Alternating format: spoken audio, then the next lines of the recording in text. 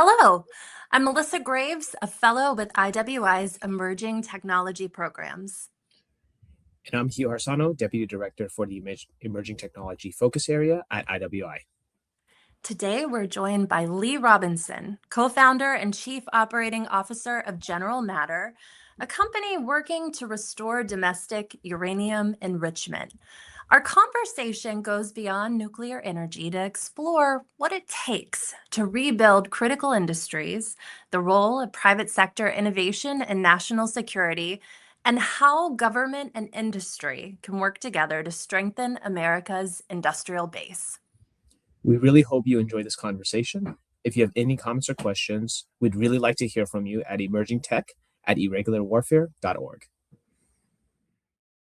Lee, welcome to the podcast. It's a pleasure to have you here. Tell us about yourself. Yeah, Melissa, Hugh, it's great to be here. Thank you for hosting me. As you mentioned, Chief Operating Officer of General Matter. What is General Matter? General Matter is the private sector organization, the American private sector organization that's focused on bringing uranium enrichment back to the United States. So we are designing, building, and operating our own organic enrichment capability. My background is military and finance. So I started my career in what's called private credit, lending to energy companies all around the United States, both alternative energies that turned into renewable energies and the traditional energies like the fracking boom that happened down in the shale plays in the U.S. in the late 2000s. Left that, joined the military, went right into special operations as an intel officer in the Army, specifically with an organization called the Ranger Regiment. Got to see how we conduct a different part of American diplomacy all around the world, and also spent a little bit of time inside the intelligence community in D.C. My last stint on active duty was a place called Defense Innovation Unit, which is all about bringing commercial technology into the federal acquisition system. And me and a handful of others started our energy portfolio, trying to fix how that the Department of Defense at the time, now the Department of War, was acquiring capabilities on energy generation, distribution, and usage. Did a lot of work on batteries, did a lot of work on generation for all of our bases all around the world.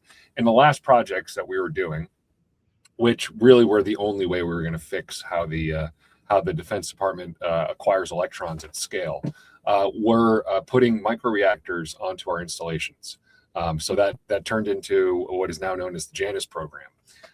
That project and doing the diligence for that project, I found what is the worst supply chain in America. It's not just the worst supply chain in energy, it's by far the worst supply chain facing really the Western world.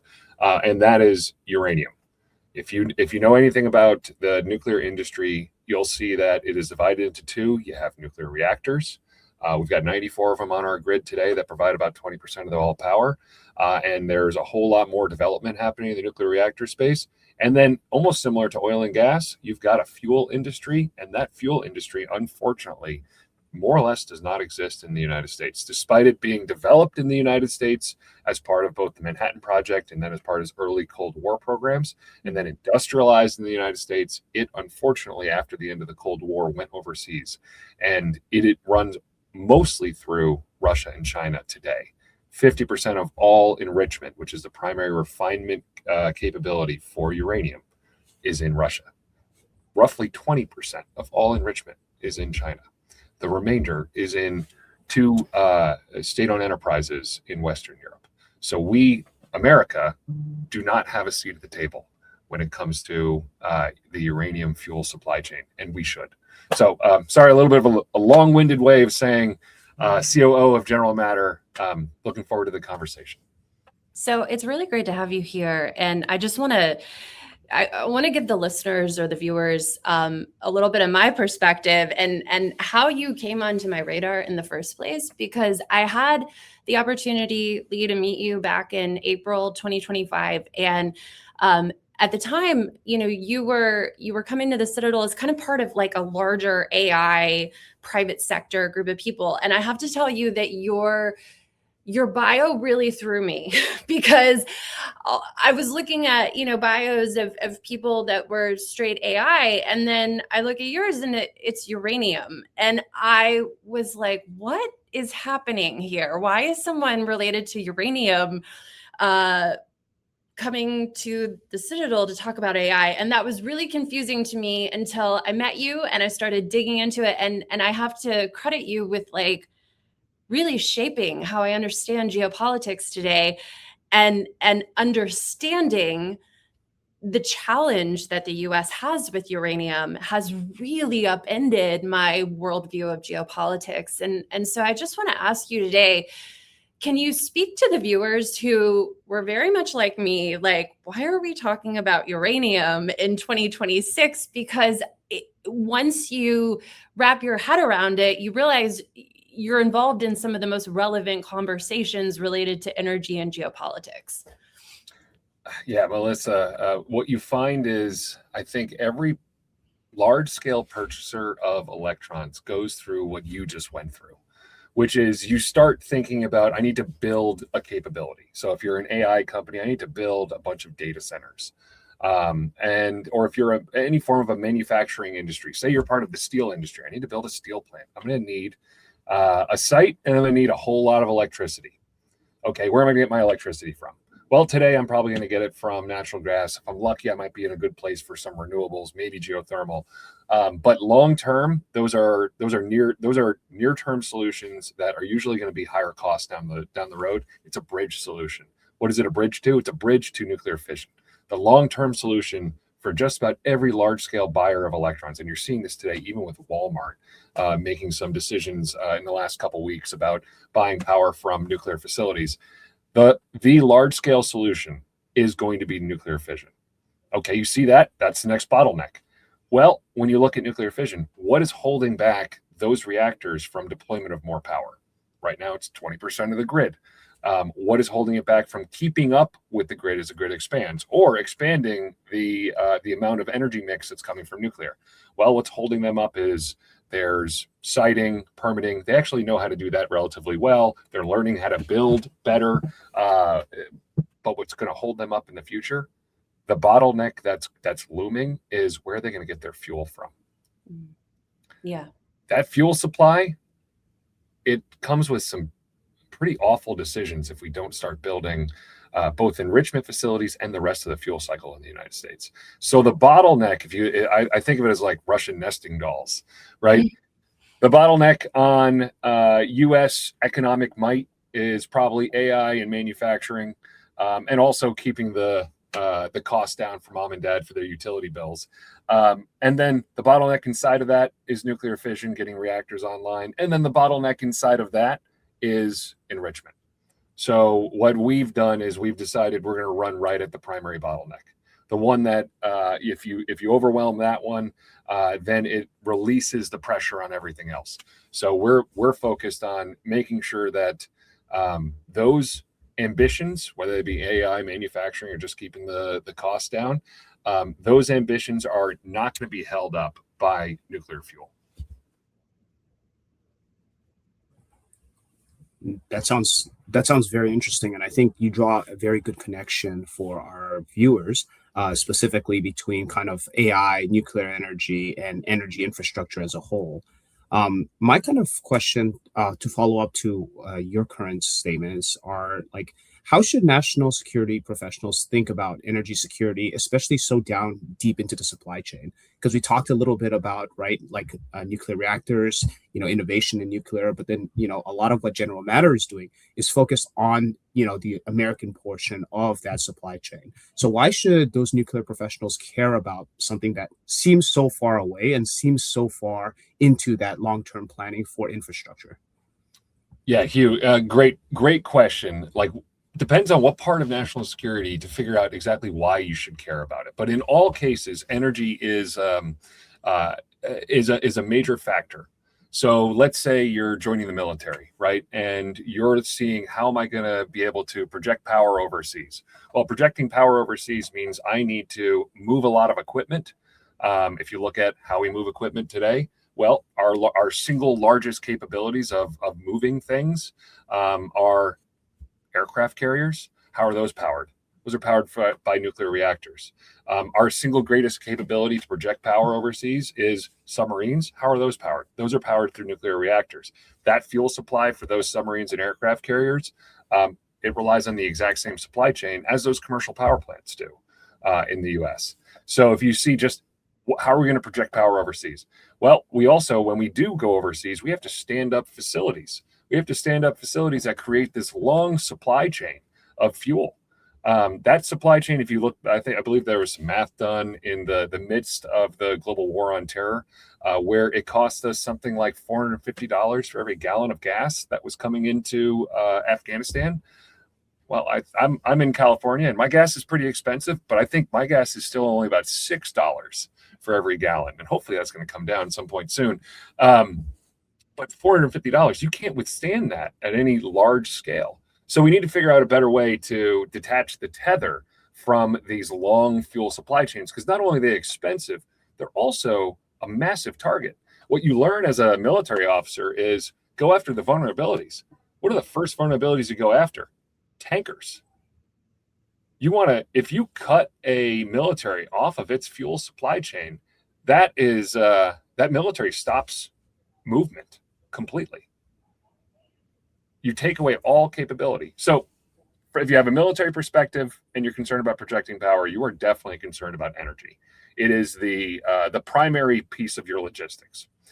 If you have, let's say, the other side of diplomacy, you're a member of the State Department. Well, what is your greatest piece of soft power? It's U.S. economic might. U.S. economic might relies on strong amounts of energy, an abundant source of energy. Probably one of the greatest things that happened to U.S. Diplomacy over the last 20 years was the fracking boom, because what it did is it kept us, it allowed us to island ourselves if needed, and it allowed us to supplant sources of energy overseas that were otherwise coming from potentially adversarial nations. Well, what if we had to do that on potentially uranium?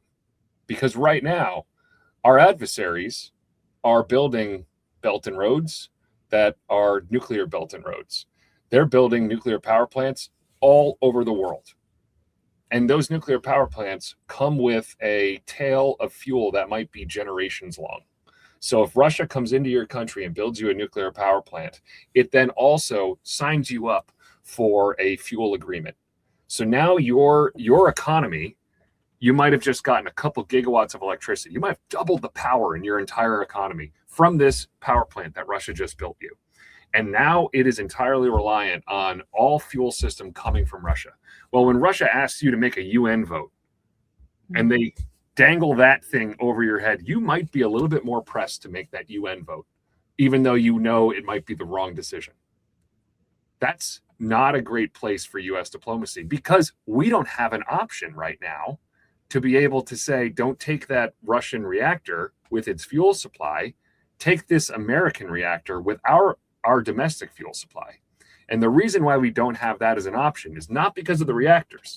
We actually have great companies that have built reactors, and we have companies that are coming right behind them building additional reactors, whether it be the SMR, the small modular reactors, or the microreactor group.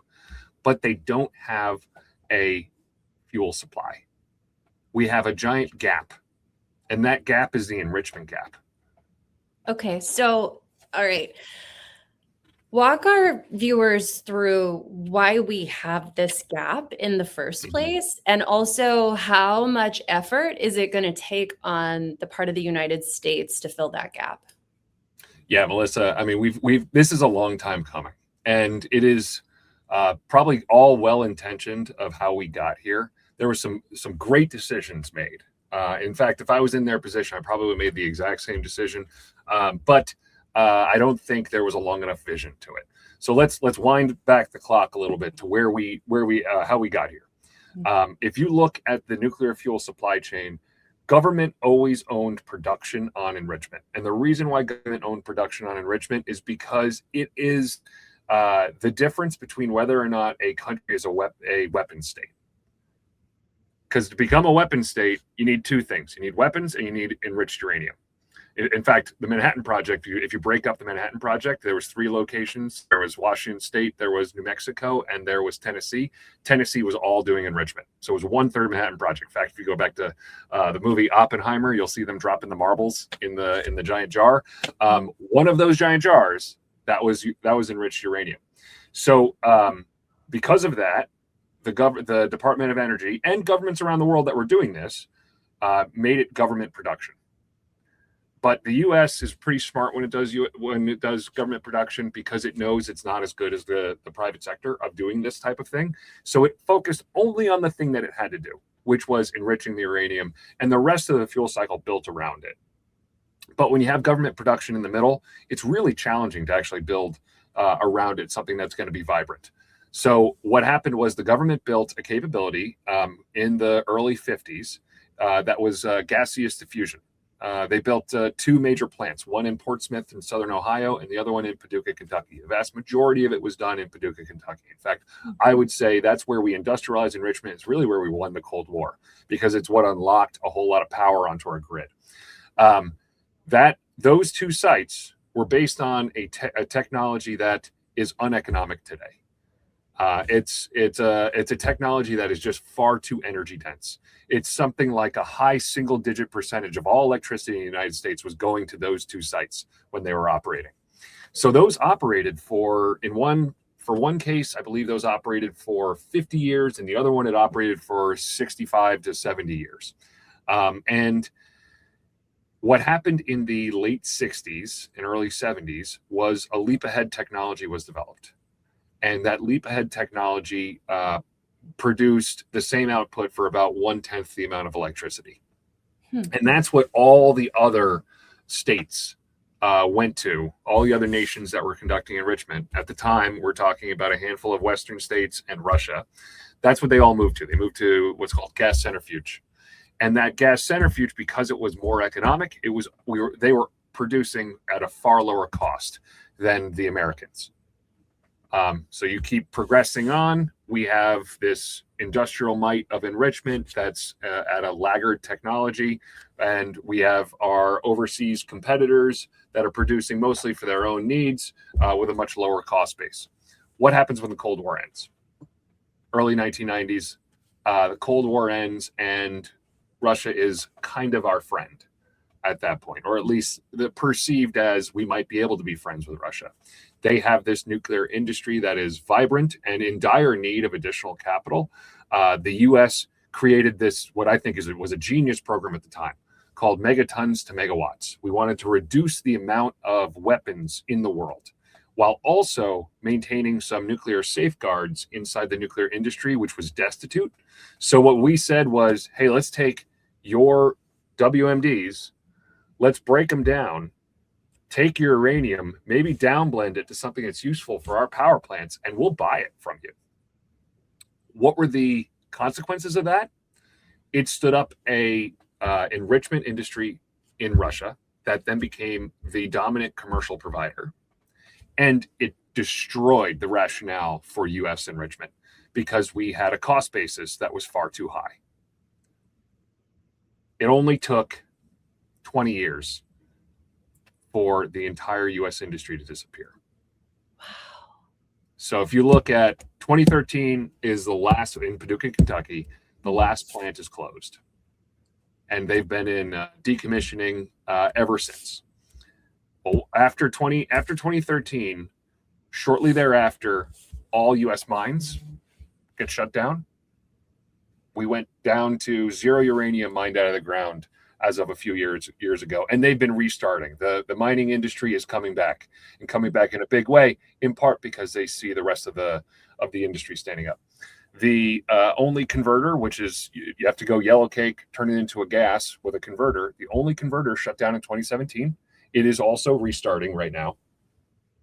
0 enrichment providers in the U.S. that are American owned at commercial scale. There is one enrichment plant that was started up in 2010 that's owned by one of those Western European state-owned enterprises. And then the fuel fabrication side, that was relatively vibrant because that was necessary for all the individual reactors, but they weren't getting their fuel from U.S. sources. So what happened by the end of the 20 teens, you have effectively a long tether that leads all the way back to Russia for a significant portion of U.S. electricity. That's quite a history. No, I think it's very interesting just to hear that background, especially for our listeners. I think the next kind of relevant question that I would have that kind of came to mind as you discussed all of this is public-private partnerships.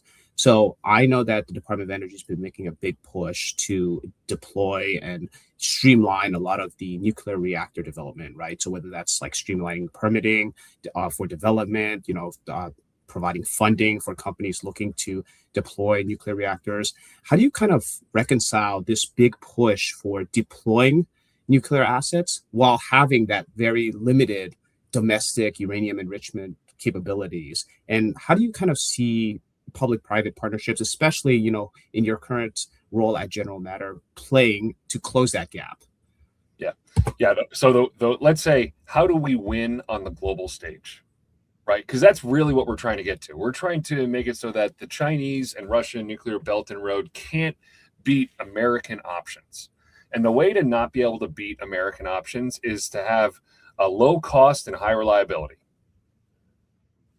But to get to a low cost and high reliability, you have to have start points. You got to catalyze an industry. And that's what the US government is trying to do right now. And I think they're doing a really good job at it.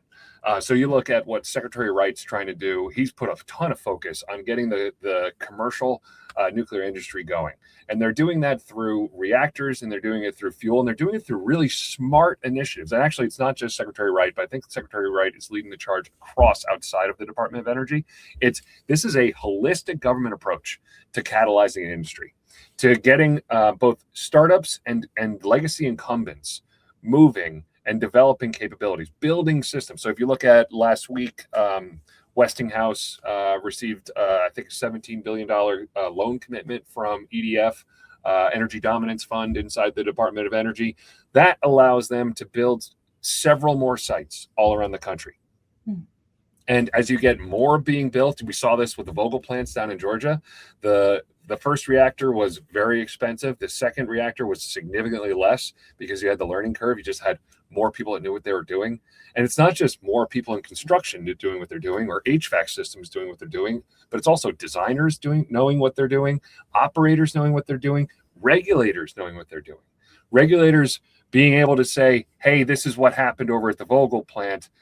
Let me talk you through that anecdote. That's incredibly important. We need more experience, expertise in building and catalyzing this industry. So let me just talk through a couple things on what the government's doing. The government has done really smart procurement. So smart procurement means firm fixed price, milestone-based procurement, where if you got to deliver something to actually get the money. We're on a contract right now that is supposed to catalyze the development of enrichment capacity in the U.S., specifically enrichment capacity for those small modular reactors. And the way that contract reads is it's a handful of milestones that all lead to standing up significant amounts of capacity with a large payment at the back end after we succeed on the contract, which means we got to put our money at risk. We got to be able to do the thing.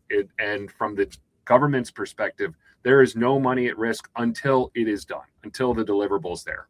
So we're shifting away from cost plus contracts that don't always have the most aligned incentives. So that's one thing, is smart procurement contracts where it's firm fixed price. Contracting, I'm a former contracting guy from my time over at Defense Innovation Unit. So, as a contracting hammer, every issue I see is a contracting nail. But smarter contracts for procurement, subsidizing loan guarantees for the development of both reactors and fuel plants in the United States. So that's what EDF is doing, but there's also a couple other organizations that are doing that. If you look at the Export and Import Bank, they've got programs where they're trying to do exactly that. Subsidizing the development of infrastructure overseas that might be relevant for the nth of a kind, right? So the first one we're not going to go build in, let's say sub-Saharan Africa, but maybe the fifth one we might build in sub-Saharan Africa. So if you look at DFC, DFC is doing exactly that, trying to subsidize through loan guarantees, building infrastructure overseas. That is a direct counterpunch to the nuclear Belt and Road. You look at making it so it's more appealing for overseas utilities to both buy U.S. Reactor capabilities, but also buy U.S. fuel for the current reactors they have on their fleet. Well, that's where Export-Import Bank comes in with multiple programs that they've had. People have often seen, U.S. airplanes from Boeing are sold along with a loan guarantee with from Export-Import Bank. Well, the same thing's going to happen for both reactors and for the fuel that comes with it. You look at where they're catalyzing R&D efforts. So we make sure that we're always in front of everybody on the next nuclear technology. Well, that's exactly what just happened over the last couple of weeks when you had a handful of advanced reactor companies go critical for the first time. A major, major milestone that has not happened in a very, very long time. A major milestone was just accomplished by 3 separate companies using 3 very different technologies. The only way you do that is with a smart program where you deploy technical expertise to help guide the hand of really hungry young engineers. Mm-hmm. So all of that is leading to more workforce coming into this environment. I mean, you've got mechanical engineers that are now taking nuclear engineering programs, and they wouldn't have done that 10 years ago. More companies getting in the environment because they see, hey, all this infrastructure has been built. So actually, there might be a fast track for me to be able to develop my power plant. More capital getting into the environment.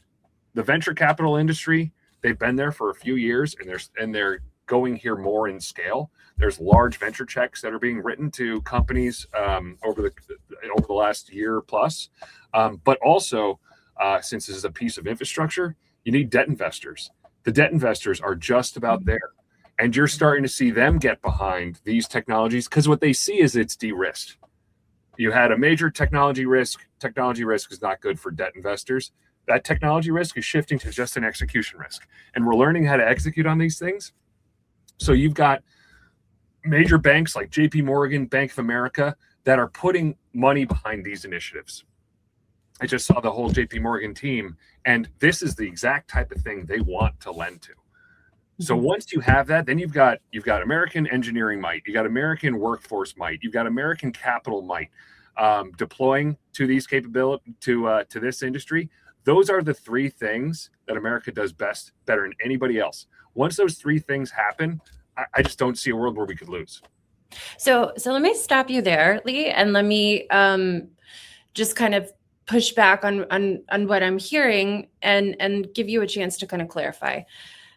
So it sounds like we figured uranium out, like General Matter and other companies, like you've got it. And there's venture capitalism and there's de-risking and yay, we won. Is that the correct interpretation on my part? No,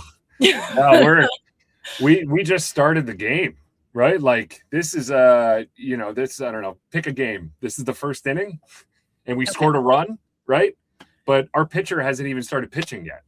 Okay, so walk us through that. Like, what game are we playing here? Because I'm getting the sense from you that there are stakes ahead of us in coming years. And I don't think people are aware of that. I don't think I was aware of that until very recently. So, for those of us who aren't like following energy on a daily basis, what's at stake here? Yeah, geopolitical stability. Full stop. Geopolitical stability is at stake. And let me explain why. If you look at post-World War II, how all international organizations and also the U.S. federal government for that's focused external was structured, it was structured around one thing. Make sure only countries that have weapons of mass destruction are allied nations. Mm-hmm. And even then, we want it as limited as possible. Keep the group of weaponized countries as small as possible. If you look at the UN Security Council, right? That's the original group. If you look at how the State Department is structured, it's structured around nonproliferation. If you look at how the intelligence community is structured, it is structured especially prior to the global war on terror, it is structured around non-proliferation. If you look at how the Department of War is structured, it is structured around counter-proliferation in many cases, which is a little bit different in non-proliferation. It's really when you go past the point of you're kind of lost on non-proliferation, now you got to go do something about it. But it's also structured on non-proliferation. If you even look at how the Department of Energy is structured, it is partially to support commercial capabilities, but it's got this organization called NNSA, National Nuclear Security Agency, that has a significant portion of its ongoing budget that is entirely focused on making sure that weapon states keep to a very small few. That could end. That whole regime could, not that it was a waste of time, it kept us very safe for about 70 plus years, but that whole regime could be over within 10 years. And here's why. Nuclear is happening in the world. It's just not going to be American if we don't try and lead from the front. And our allies are facing the exact same issues we're facing. They're facing energy insecurity. It's even worse in many countries than it is in the United States because we are lucky enough to have great shale plays and a really good oil and gas industry, right? But if you look at, like, what is South Korea facing? That is an energy insecure country. What is Japan facing? That's an energy insecure country. What is Eastern Europe facing? They're facing an energy insecure country that's relying entirely on Russia. All of them see the way to get more electrons onto their system is through nuclear fission. But the problem with nuclear fission is it requires another fuel cycle to stand up, and that fuel cycle runs through enrichment. So what they're seeing is, I need to build power plants, and I need to change my baseload power energy mix to more fission. And I also need to, if I'm allowed to, build enrichment facilities. So many of them are saying, hey, please let me build enrichment facilities. The U.S. Government has, through treaties, kept others from being able to do that. Because, you know, if you can build it for this, then you can build it for the other thing that nobody wants them to have. So if we do not build enrichment facilities in the United States, what you might have happen in the next 5 to 10 years is many of our allies will have enrichment capabilities and build enrichment at scale. And it creates issues for the more enrichers that you have overseas, the more potential you have for states to go to become a weapon state. It's a very short jump. The more potential you have for a insider threat in one of those states that we don't have any control over, walking a enrichment capability over to an adversarial nation. If we look back, you know, the 5 people that are inside the countries that are inside the Security Council, they're not the only weapon states. Who are the other weapon states? North Korea, Pakistan, almost Iran. Where did all 3 of those guys get their enrichment capability? Came from an insider threat that stole schematics from a foreign enricher. So you could foresee a world 10 years from now where you have 5 more weapon states, if not more than that, with then more proliferation risk. Or you could see a world where no enrichment facilities are built anywhere outside of America. That second thing is a world that we're trying to make. So I just want to sit with what you said for a second, because it's amazing, but it's also terrifying at the same time, because at the heart of all this, we're talking about nuclear energy, and that brings a lot of baggage and that brings a lot of fear. And I think, you know, some people are thinking about the fact that, as you so beautifully laid out, Lee, like, we spent decades trying to reduce the number of nuclear weapons to shift to other forms of safer energy. Now, at a time when it feels like geopolitics is as hot as it's ever been, we're like, hey, let's amp up nuclear. For some people, that sounds really terrifying. I mean, what are your thoughts on that? Yeah, I would make the distinction that power is not weapons. Okay. So it takes capability and intent to get to those 2 things. Capability, enrichment capability, yes, in the wrong hands, can be used with probably a lot of capital and a lot of shielding from a host nation, can be used to get to weapons. But there's a pretty big divide. Commercial enrichment only goes up to 20% U-235 content. Weapons enrichment is over 90%. So if you see somebody going beyond 20%, there's no power plant in the world that runs off of that. So they're doing it for some other reason. And it takes building a significant size facility to do exactly that. So I do want to make the mark that there is a difference between the two. And power, what the U.S. has done over the last, really since we started standing up nuclear power plants, since say the mid 60s, late 60s, early 70s, we've gotten really good at safety. The entire nuclear industry, where it has been very successful, it may not have built fast enough, but what has been very successful is its safety record. It knows how to build power plants. It knows how to regulate power plants. The Nuclear Regulatory Commission is excellent at what they do. It knows it basically learned what there is to learn on handling uranium. It knows how to handle these products. And in places where they're pushing the bounds of physics, the Department of Energy has gotten very good at doing that in the government domain in a very safe way.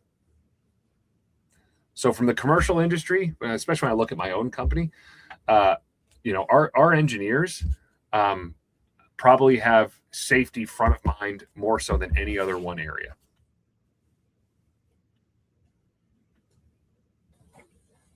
As we kind of wrap up our discussion with you, what I want to think about is for a lot of our listeners, they may be thinking this is such an abstract concept, right? This is something that's so high level and something that's potentially, not even in scope for them. What are some ways that you found that are prudent for folks to kind of get involved or to learn more about the space, in terms of nuclear energy, the nuclear enrichment, domestic supply chain capabilities? What do you kind of see that would be helpful for some of our listeners and viewers to be able to work in, or at least read, to familiarize themselves with the subject matter more? Yeah, Hugh, first thing you want to do is you want to learn more about the subject, right? Like the scariest thing is something you don't know about, right? Fear of the unknown. Fear of the unknown's all over the place. It's the reason why we say all nuclear is local. It's the reason why the communities that consider themselves nuclear communities understand the capabilities and they want more of it. So if you go to a community that's got a nuclear power plant, you go to a community that's got a fuel cycle facility, typically they want more of that there because they see that it's a safe and also reliable source of jobs in their community. So we're building in Paducah, Kentucky for a good reason, because that's the most experienced community in the country for enrichment. So first is come to understand it. And then I'd say look into the fields that it touches, because this is a high growth field. If you're making an employment decision, say you're early in your career, you're interested in becoming an engineer, or you're interested in going into construction, or you're interested in going into somewhere in, say, even inside the Beltway, you should take a hard look at the nuclear industry, because more than likely it could use someone of your skill set. And because the skill sets, they're not nuclear only. The skill sets at least how we view it is, the skill sets have underlying fundamentals. So on the engineering, for example, our vast majority of our engineers are mechanical engineers, chemical engineers, and electrical engineers. We are turning them into nuclear engineers through some extreme subject matter experts that are sprinkled over the top. That is true for the construction market. Most nuclear facilities require all the exact same capabilities that go into building a data center, or building a natural gas generation plant, or building a steel mill. It just requires a little bit in addition to that. But the vast majority of the workforce are people that are experienced on all of those other items. If you're interested in, say, geopolitics, start reading up on how the structure post-World War II came about. Start getting to understand the non-proliferation world. I think for some reason we kind of lost sight of that post-roughly Cold War. I think if you were to talk to someone that was coming of age probably in the 60s and 70s, they maybe had a little bit more of a push to learn more about that world. But for some reason, if you came of age, say in the late 80s, 90s, 2000s, you completely lost sight of how important that nonproliferation structure is. So I think we need to get a lot of that back, because if we don't get it back, we're going to miss out on both an incredible industry that's being developed under our feet, and also we're going to miss out on potentially it being taken by adversarial nations. What I love about what you're saying, Lee, and I definitely got this impression when I met you last year, is it seems like there's an excitement in the field that General Matter is in regarding American manufacturing and American innovation that, in a lot of ways, we're going back to some of maybe the US's most critical innovations after World War II, during World War II. And I sense, correct me if I'm wrong, that that's happening again. And if that's the case, and we do this correctly, what does it look like in 10 years from now? Like, how is the US different if we get this right? Oh man, Melissa, crystal ball on basically the reindustrialization of America. So like I spent the first 10 years of my career lending to companies all throughout the US in manufacturing industries, aerospace industries, energy domains. And what I saw was, by and large, we were amortizing developments that came about in the 50s, 60s, and 70s. Mm-hmm. We weren't building new plants. Or at least not nearly at the scale that we needed to build it. That's changed. Mm-hmm. So right now you're seeing the initial part of a ramp up that I'm hopeful is exponential, of people building in the US, because we've figured out a way to build in so that we are cost effective with our competitors, our global competitors, mostly with our global competitors in East Asia.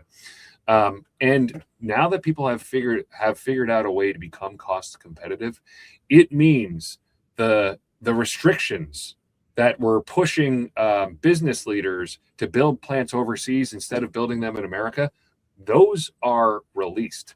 So in 10 years, what you could see is the revitalization of all of the internal part of America, the entire Midwest.